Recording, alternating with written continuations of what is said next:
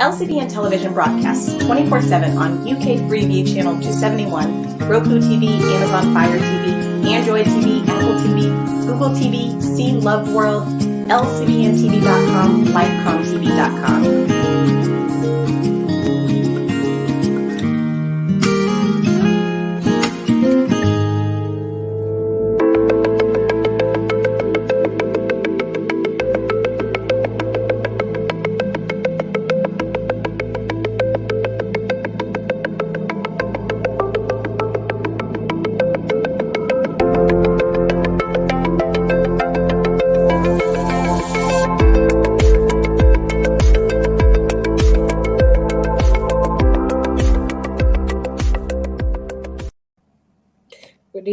Good evening, and Happy New Year. Welcome to another episode of Conversations with Lydia. Whatever you did over the Christmas holidays, I hope you found some time to rest. We can't avoid COVID-19. It seems to have been going on, and even now we're kind of still trying to keep ourselves safe. And I'm sure the question on everybody's mind is when is all of this going to end? But tonight we have a young man, and as you would have realized, we've been sort of touring Southern Africa. We've got somebody who is a research assistant, he's a social entrepreneur, he's an advocate for mental health. He does drug and substance abuse, gender-based violence, and child marriages. So if you join me as we welcome Tawanda. Hello. Hi, hello, how are you? Thank you for having me. Sure. You are so welcome. I know we've had difficulties in trying to connect for a few. It's been a few weeks, so sort of trying to finally, record a program. So thank you again for all your patience, and I'm sure it'll be an interesting conversation. So talk a little bit about yourself. All right. My name is Tawanda Mripa, and I'm 28 years old now, and I'm someone who's interested and passionate about mental health. And I'm an advocate for mental health, substance abuse, child exploitation, gender-based violence, and I'm the founder and director of Young People Mental Health Trust, YO-PETALTH, an organization that provides mental health services for young people in Zimbabwe. And I've been working with a lot of organizations, and recently I'm also joined the global mental health team. As the mentor for Africa and the rest of the world. So I think in short, that's me. I also graduated in psychology 2019. I'm planning to do my master's starting next year. Okay. So what made you choose mental health to be an advocate for? What made me choose mental health? What made me choose to be an advocate for mental health is one, it's my personal experience, number two, it's something that I had passion about.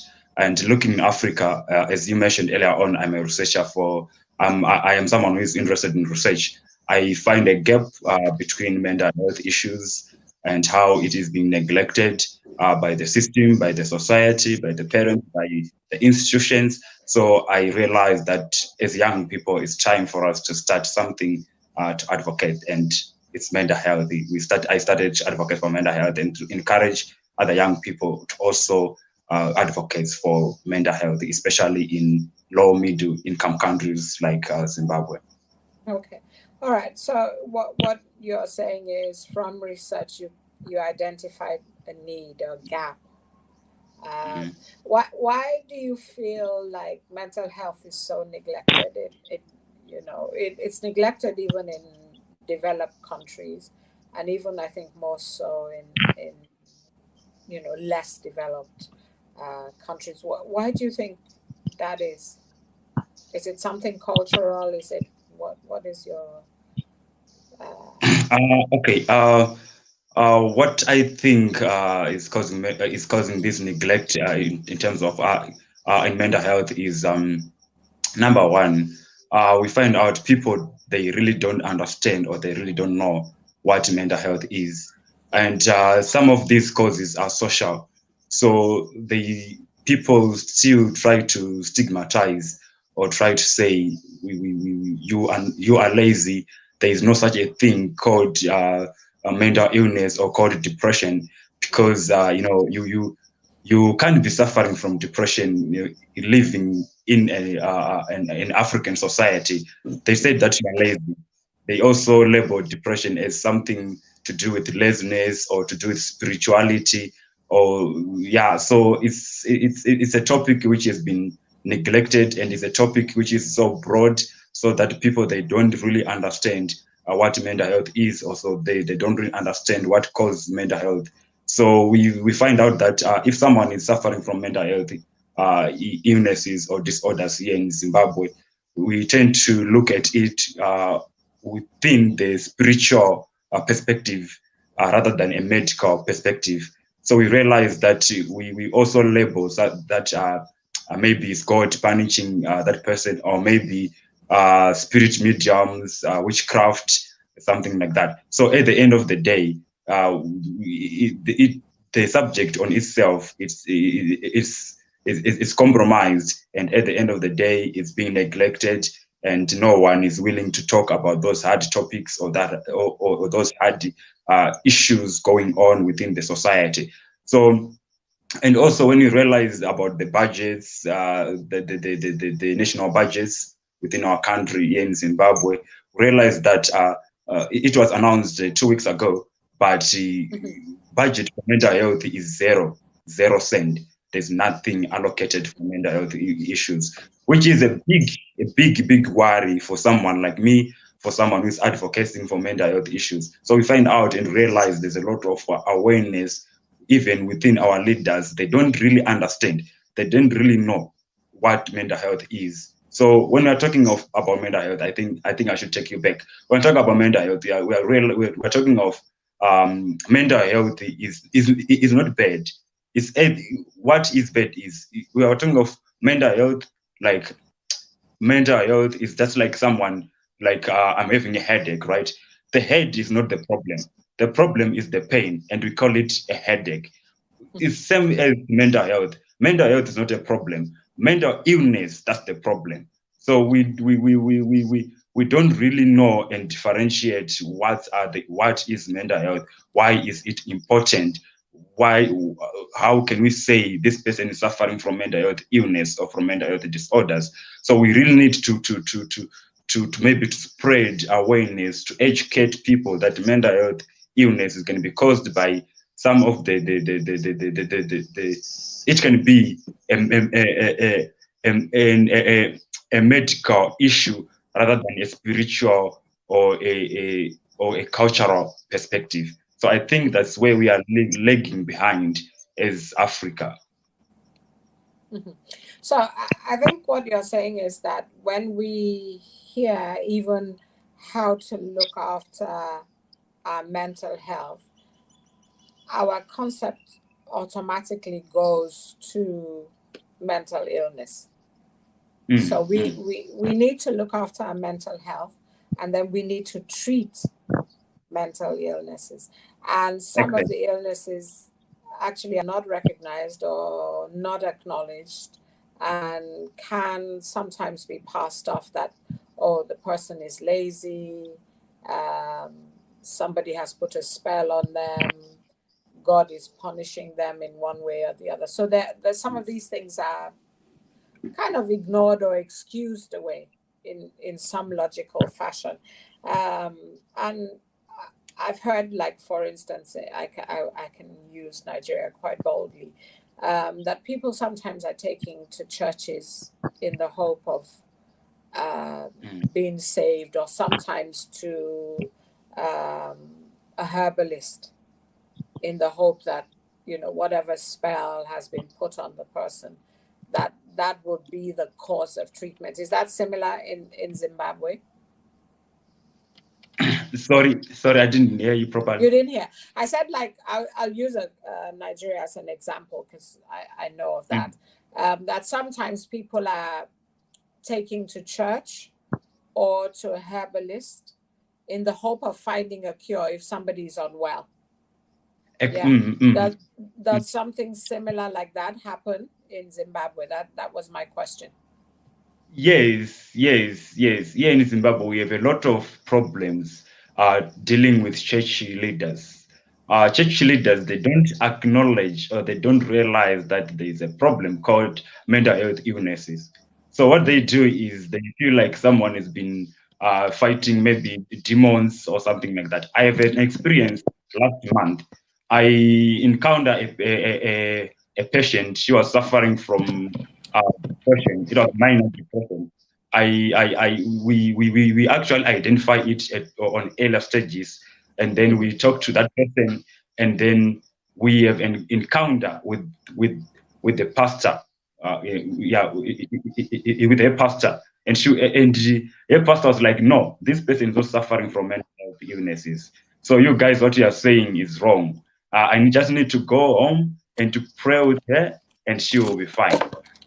So these problems, we always encounter them, and we need to educate the pastors as well.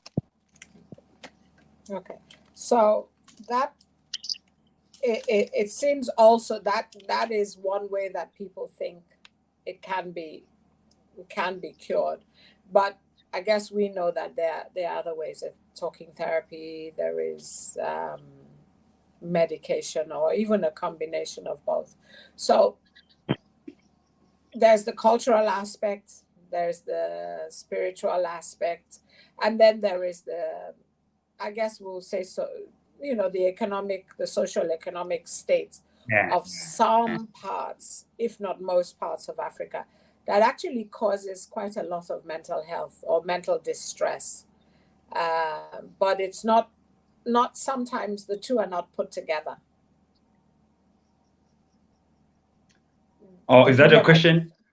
Yeah. Is that your question? So do you agree that the two are not put together? Like, the stresses and the anxiety, either from, having no work, for example, or actually in some countries where there's a lot of unrest, there could be war, there could be threat of kidnappers, there could be armed robbery, for an example. All these kind of environmental things also cause a lot of mental health illnesses. Do you feel like that is considered as part of the problem, or do you think that it's seen separately?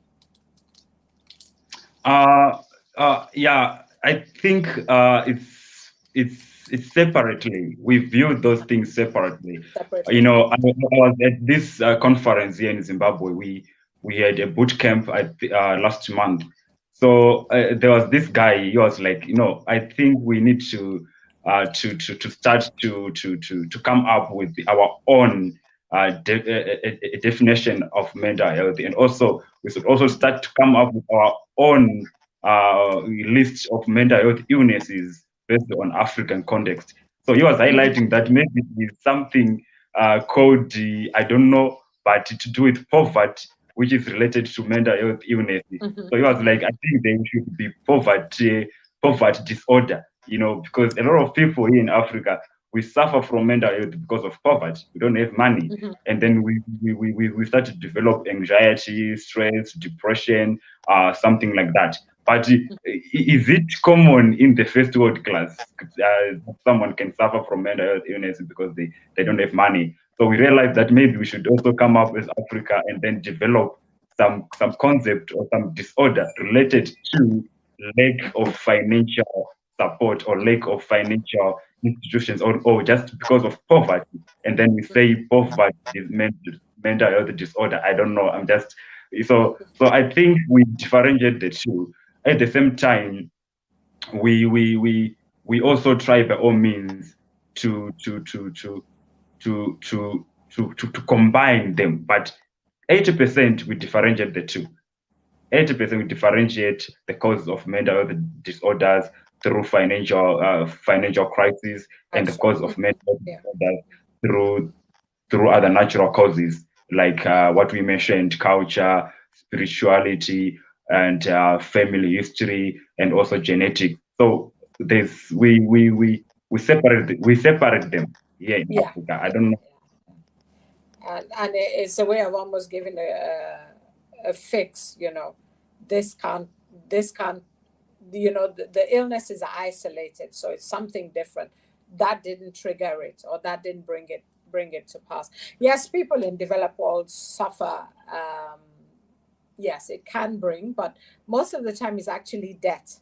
They're owing quite a lot of money on cards, and maybe they've lost their job, and they can't meet the repayments for the card and all of that. So those things, yes, do trigger. But I think what we're talking about is something quite different, where there isn't, an alternative. It's just, this is poverty, real kind of poverty, and how that actually feeds a lot. And I think actually, maybe I was going to talk about drugs and youth a bit later on in the conversation.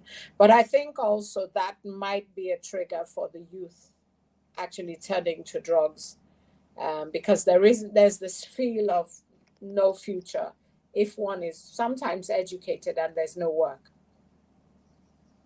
Yeah. Okay. Is that a question again? Yes. Like, what do you think about that? About substance abuse. Yes, that the trigger to substance abuse can be actually related to the sense of hopelessness, and youth or young people who are educated, there's no job, or if there is a job, it's quite low paying, or not even what they studied. Yeah. I think here in Zimbabwe, I want to give reference from here in Zimbabwe. I was coming from town today, like I think 30 minutes ago, and I was in this car, and there was a guy. He was just sitting there. He was like silent. He didn't comment. He didn't say anything. So when he was getting out of the car, he just fell, and we realized that this person is actually drunk.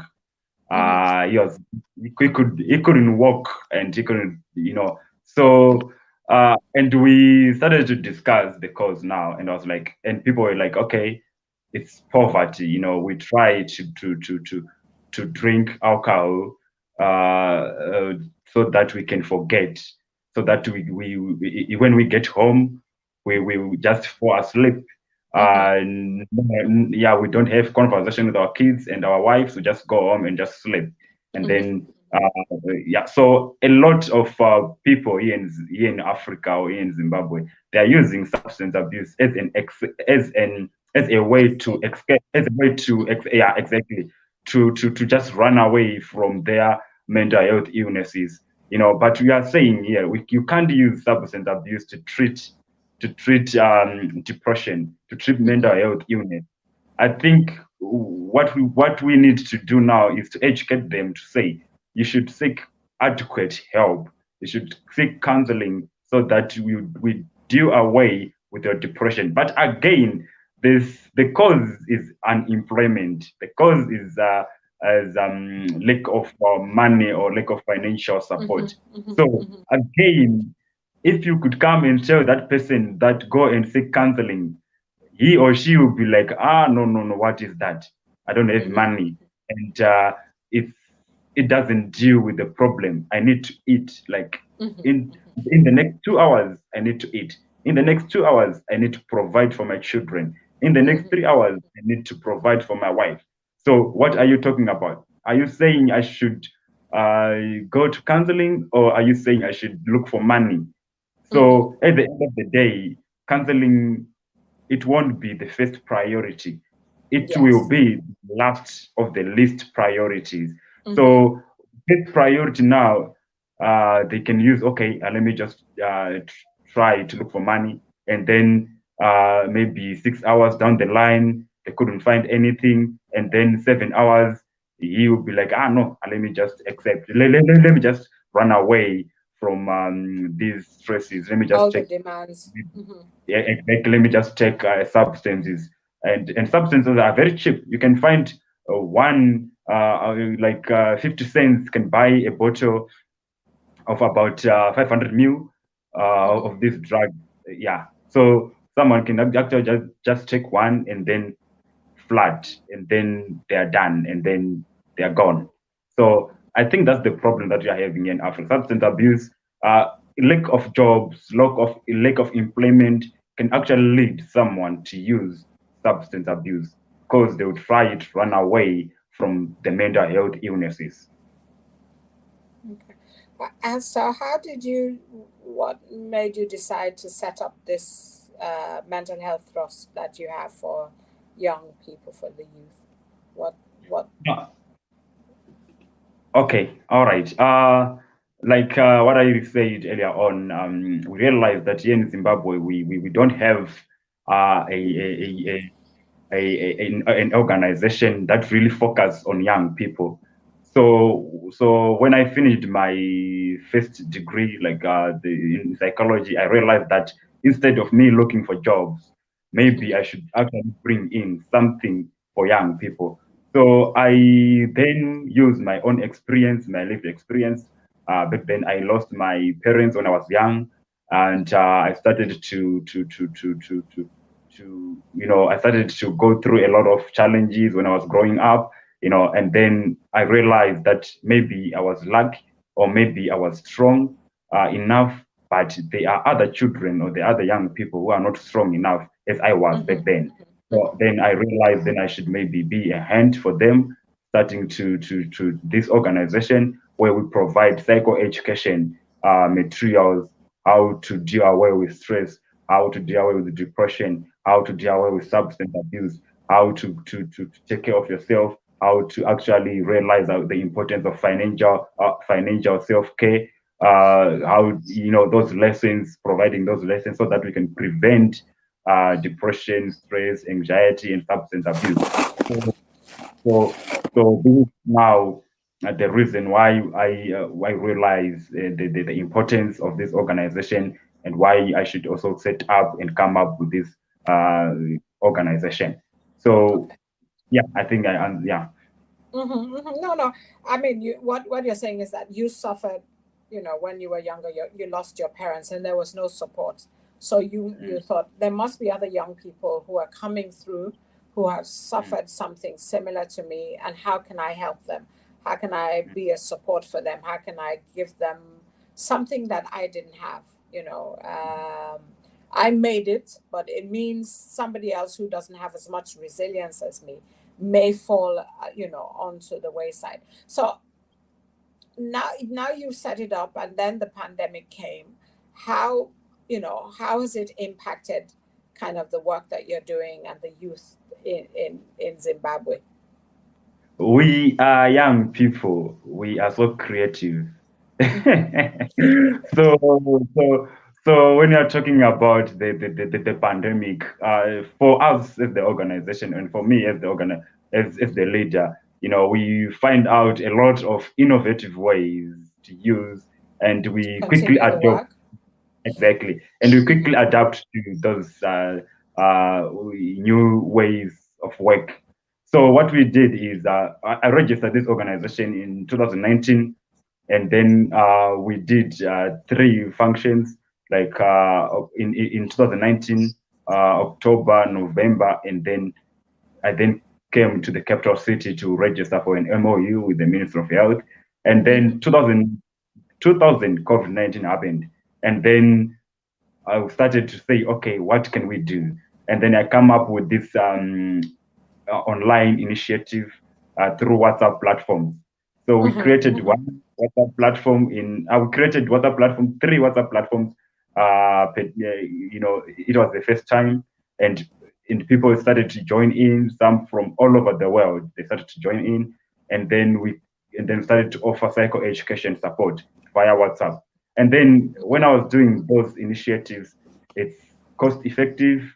Started to look for presenters to come in and talk about mental health illnesses or mental health, something related to mental health. risk factors of mental health. What are the risk factors of mental health? Then we started to discuss each and every risk factor of mental health during the COVID-19. So then what we did now is we keep up with these WhatsApp platforms, and now there are 13 WhatsApp platforms, and each group has a total membership of 245 or 257 members, participants, which is about wow. So you have 13 groups on WhatsApp, and yes, each group has 245 people in it. Yes. Okay. Yes. Okay. We have a total membership of around I think 5,000. So it's a lot of number. It's a lot of young people. It's a lot of now it's a mixed participants. But through this COVID-19 again, we came up with this online initiative we call Tap In. It's also a Facebook platform whereby we go virtual live discussions. It's a first of its kind. It's a mental health talk show so it's a first of its kind in Zimbabwe that we are running with other organization that with other partner organization that deals with the online television. So we managed to have a huge fellowship on Facebook through those tap in through those online initiatives.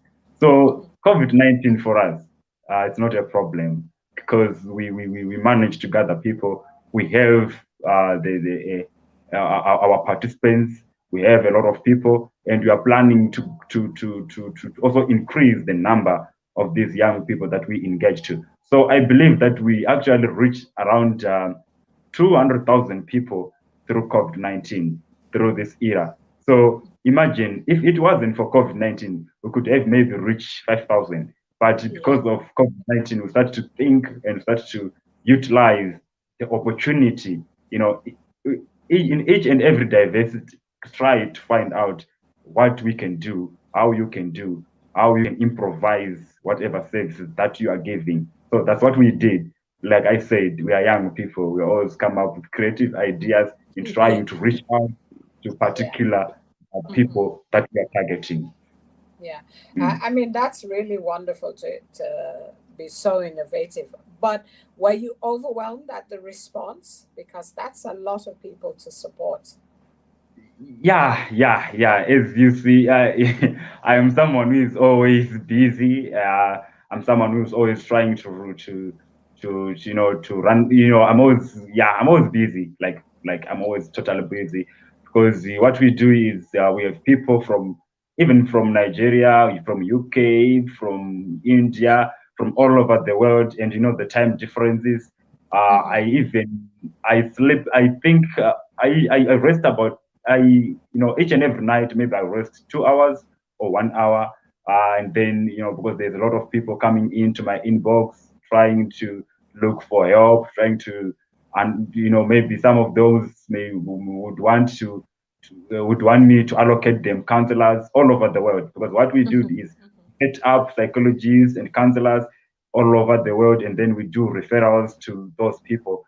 So yeah, I'm actually busy trying to cover those babies. They are my babies, and I'm their father. So yeah. So how many people do you have supporting you in your organization, in the trust?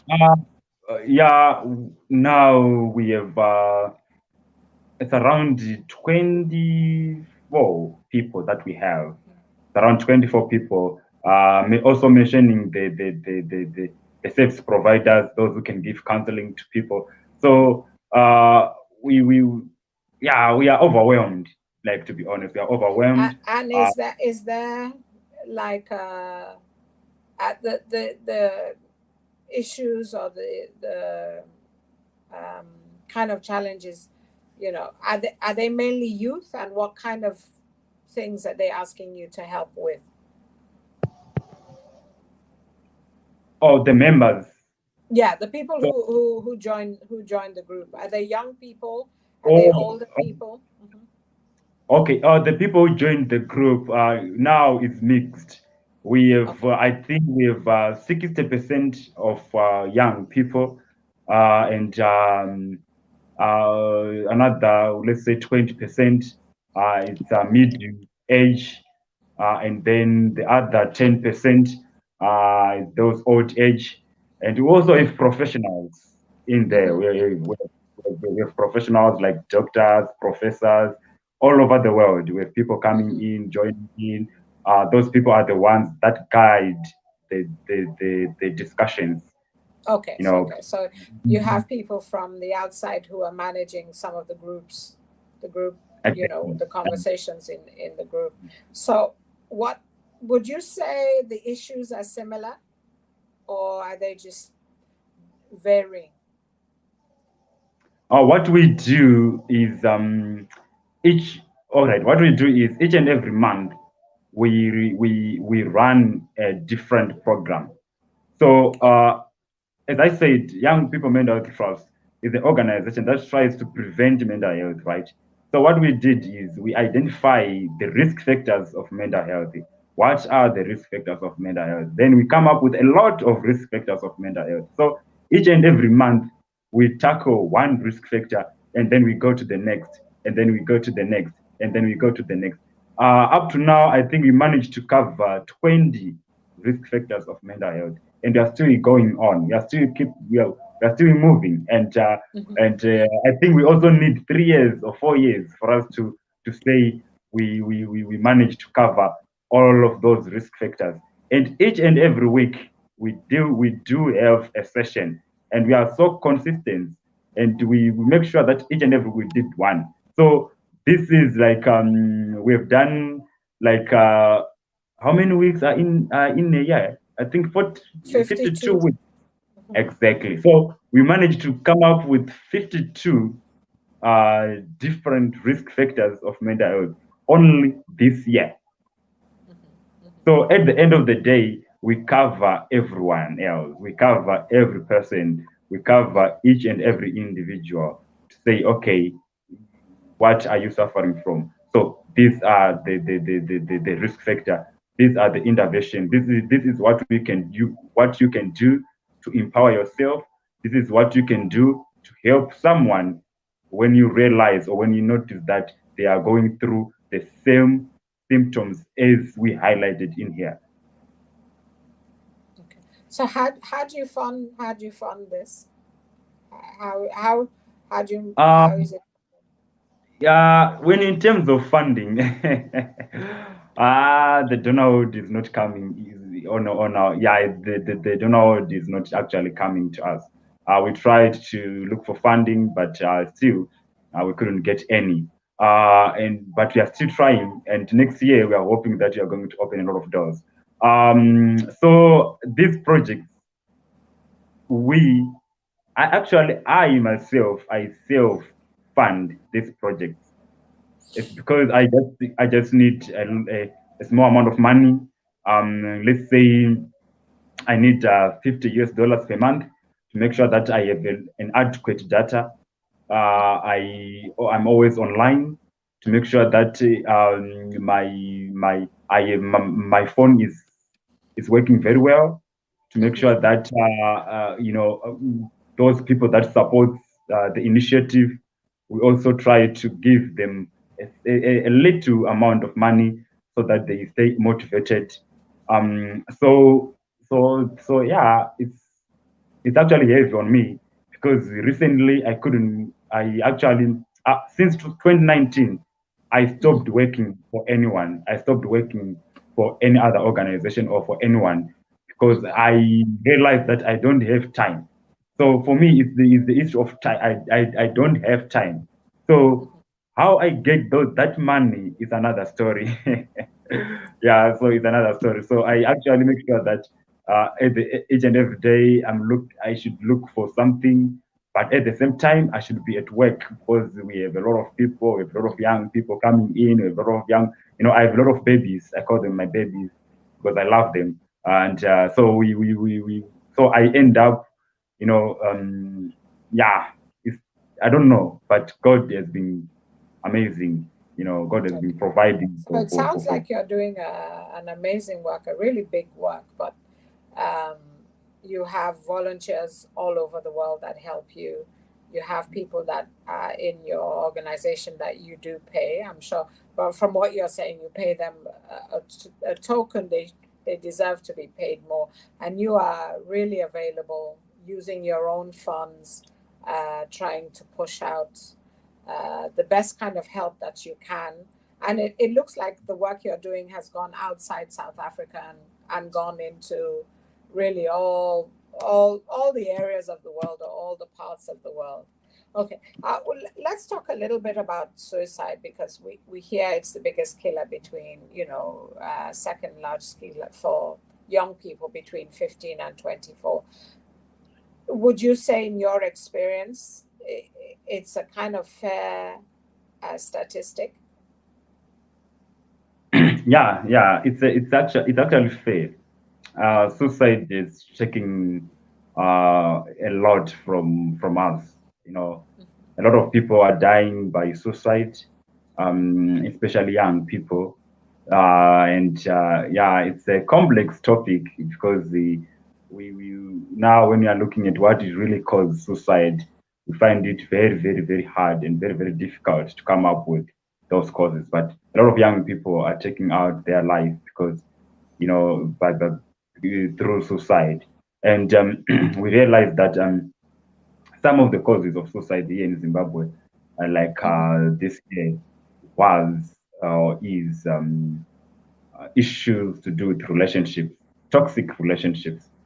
We and also lack of mentorship. I think it's caused by the generational gap between parents and children and young people. And also some is because of lack of employment, but usually it's because of toxic relationship. So what we try to do, what we did as YO-PETALTH is we came up with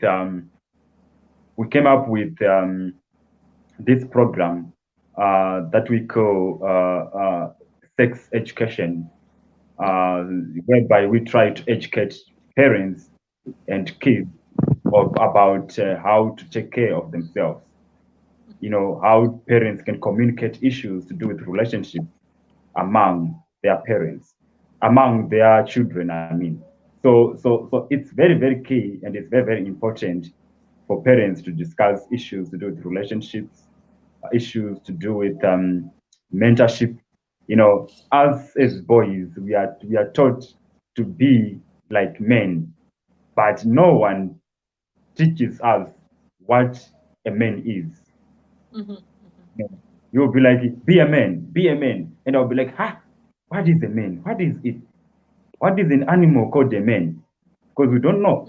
So the thing is not about telling our kids be a man, but the thing is teaching our kids to be a man.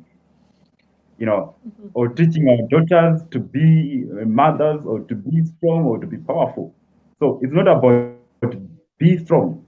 It's how can you be strong? Teach them. So our parents also, it has to come back with culture aspect. They don't realize the importance of sit down with the kids, teaching the kids, about these issues. But now we don't find that. So these are the issues that lead to suicide. A lot of kids are killing themselves. A lot of young people are dying by suicide. And also because of substance abuses. Someone might end up having the tendency to kill themselves because you became addicted to these drugs. At the end of the day, your brain will not function properly, and you end up having hallucinations and having some sort of can't think properly, and you just end trying to say, okay, it's actually better if I just end this life. So yeah, like I said earlier on, it's a bit tricky, but I'm talking from the experience and from the cases that we receive here in Zimbabwe through our organization. A lot of young people, they're killing themselves because of relationships. We need mentorship. Parents need to discuss more about relationships among their kids. And mentorship, it's important to mentor your children. It's important to say, This is how you can be strong. This is how you can be a mother. This is how you can be a man. Rather than saying be a man, be like a woman. What is a woman? And when someone says be a man, and then I look back, then I realized that my father maybe is a drunken, and then he said me to be a man, and I looked to my dad. I was like, hey, so you're saying I should be like this, you know, like this guy, you know. So, and when you say also be a man, maybe someone doesn't have those parents or doesn't have a male figure, and then they'll be like, so what are they trying to say? So we just need to realize the importance of mentorship and the importance of communication between parents and adolescents. I think if we improve on those areas, we can also reduce the cases or the numbers, the cases of suicide. Okay. I'm going to go through what you've said again for parents, for young people who are watching. So one of the major triggers we would say would be being in a toxic relationship. You know, they're brokenhearted sometimes from not so good relationships. Sometimes, you know, the relationship just ends. So they can be brokenhearted. The pain feels unbearable. There isn't mentorship in general. So it's like we expect, as parents expect their children to just somehow be a man or be a woman. So it's sort of to guide them, you know, and be open so that when they come to you about questions about being a man, being a woman, to be honest with them, to share some experiences, to be able to help them navigate. And of course, what you're also talking about is what kind of examples are we setting for young people. So if the young child or the young person feels their mom or dad are not the greatest example, we're not always the best, but what you're saying, if there's a continuous pattern to the character that isn't great, and that parent is saying to a child, be like me, I'm a man, or be like me, this is how women are, then it's a double message. That the young person is now confused and saying, I don't want to be like you because you're not the greatest example. So we have to be open for the young people to have conversations about how they're feeling, whether they're in a good relationship, when the relationship ends, even when they're in a bad relationship. So we can help, we can guide.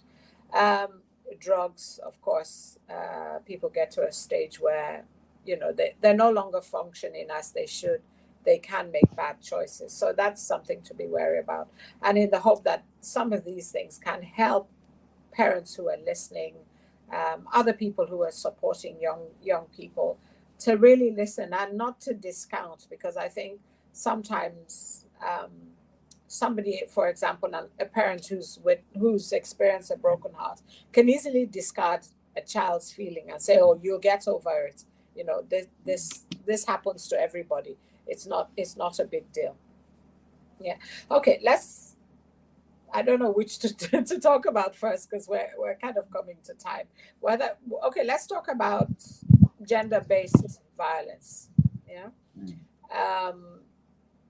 Do you do some work around that, and how, you know, like, just explain to us what it is, and how, you know, what's happening in Zimbabwe around that.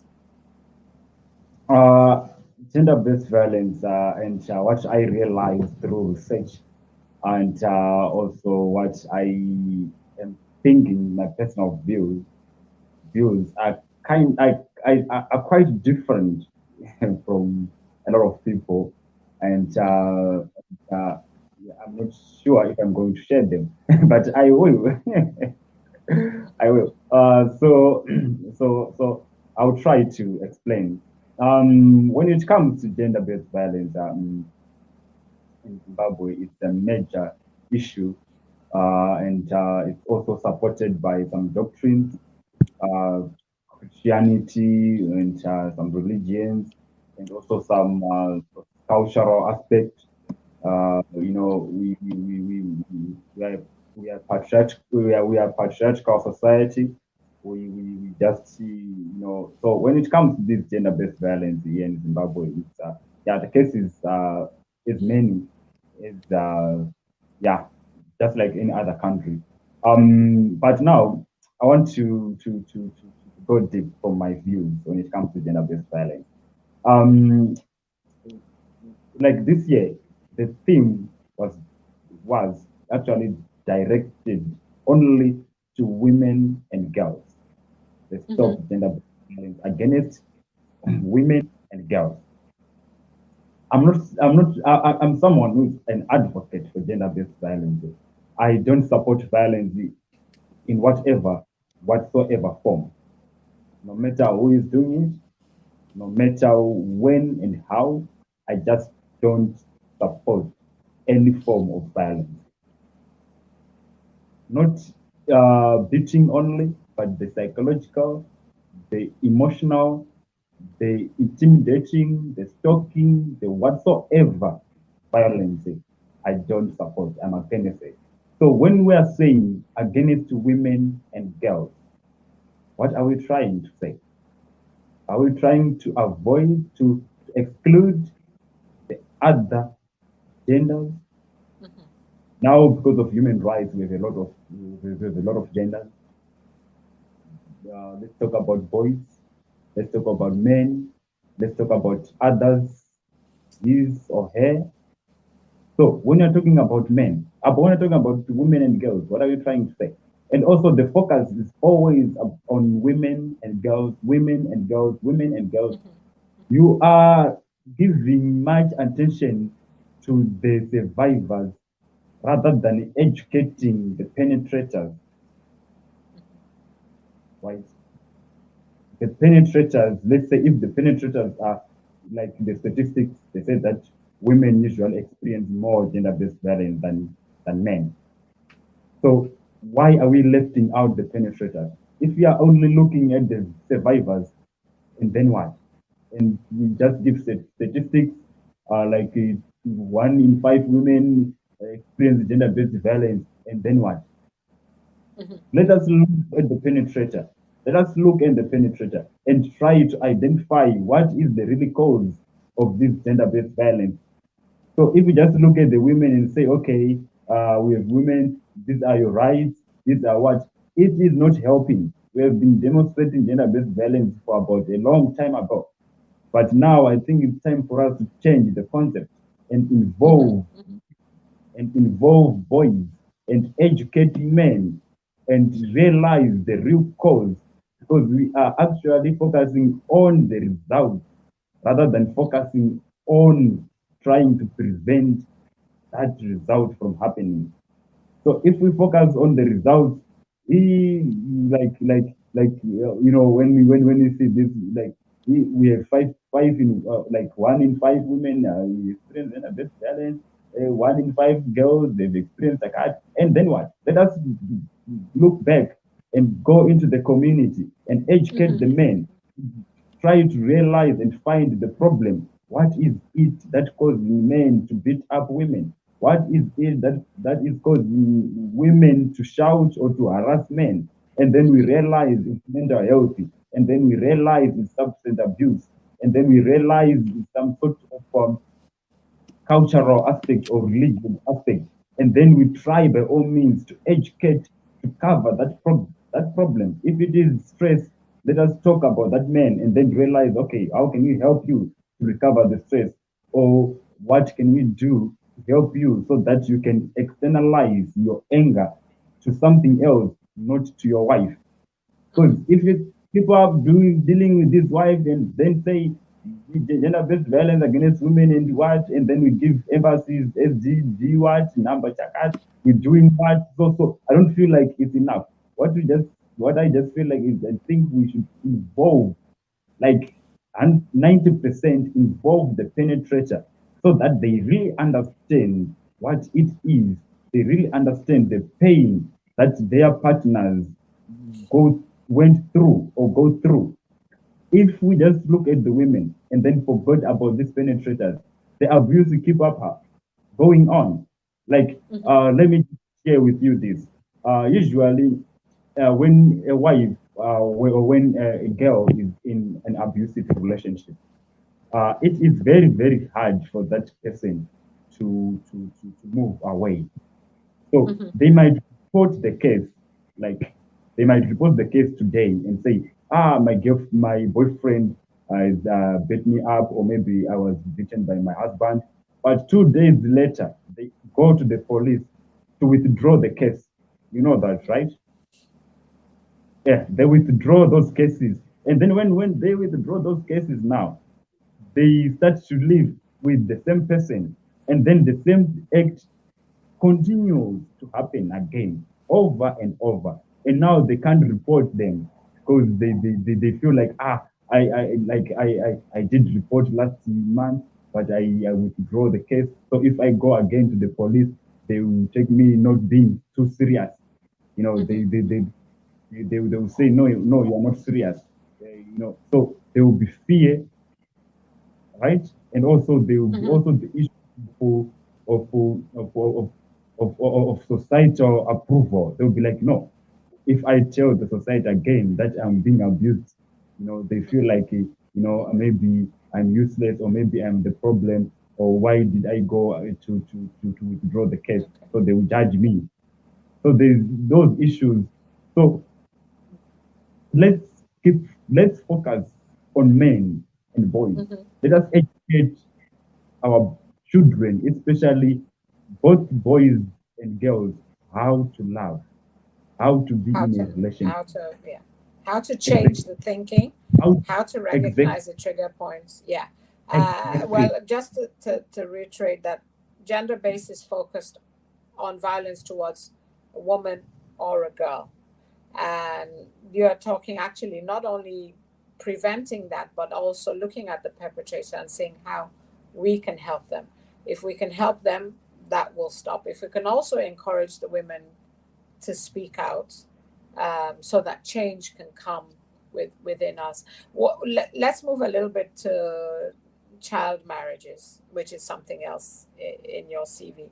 So how young are people allowed to marry a child? How young can the child be in Zimbabwe? A child by law is someone under the age of 18 through our constitution. As a child, as a children. But this issue is a bit complex, and I'm not going to talk much about this.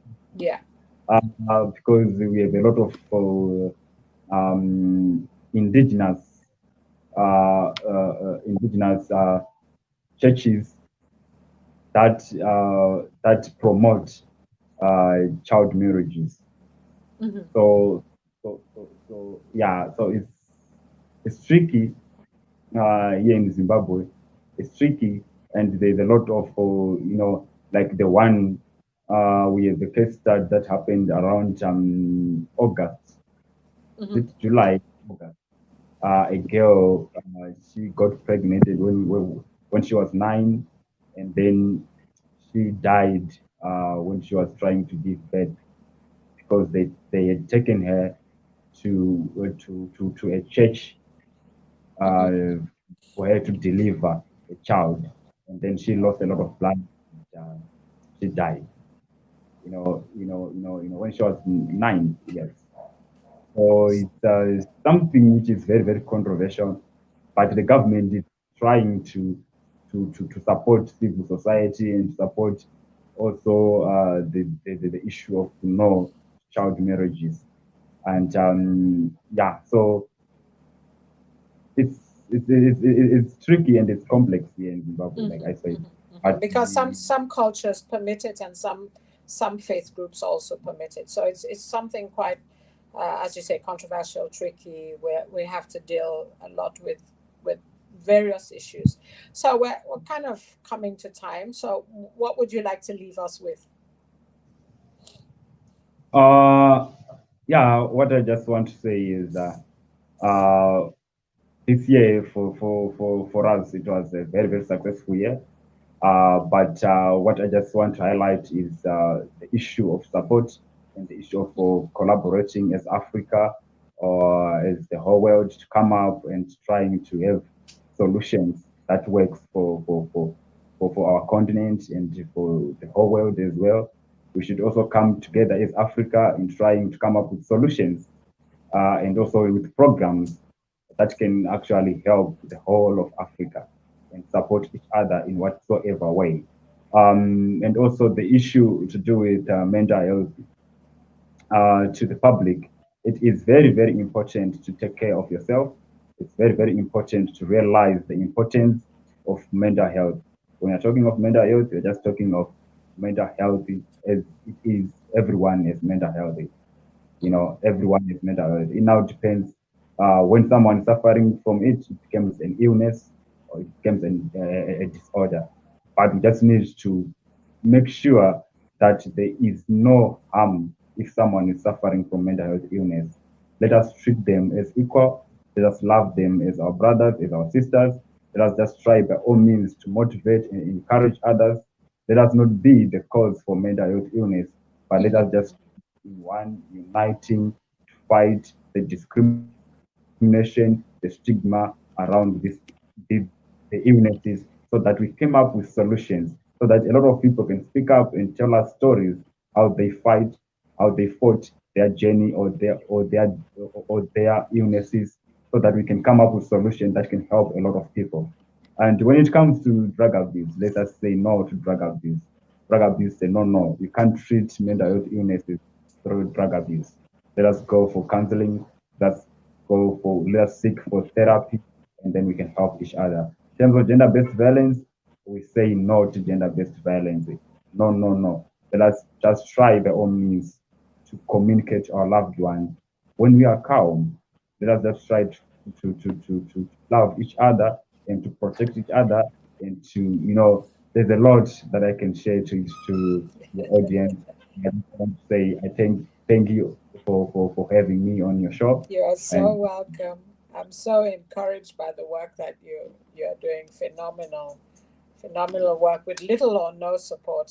Sometimes people say, I can't do something, I don't have any money, I need a lot of money, but you've proven that, if you start something, you will continue to go. So thank you again. Thank you. God will continue to help you. Thank you so much. And I'm sure we'll meet again, and we might be able to work out some of these thoughts around changing mindsets and developing concepts for Africa. All right, it's fine. I'm always there, and I'm always available for collaboration, and I'm always available for partnership. I'm always there, especially, I just want to work with a lot of people around this continent, maybe even beyond the continent. I'm always available. Thank you again. Okay, thank you. Another visit to, South Africa, and phenomenal work that is being done in Zimbabwe. And it's so encouraging to see the youth thinking being dynamic. They've grown even in the pandemic. He's pushing forward concepts, changing mindsets, pushing forward his agenda for mental health and its improvement.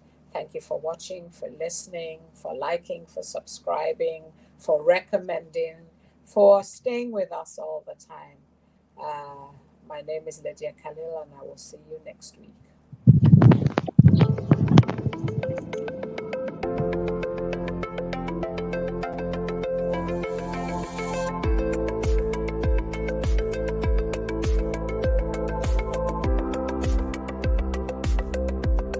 LCBN television broadcasts 24/7 on UK Freeview Channel 271, Roku TV, Amazon Fire TV, Android TV, Apple TV, Google TV, See Love World, LCBNTV.com, LifeComTV.com.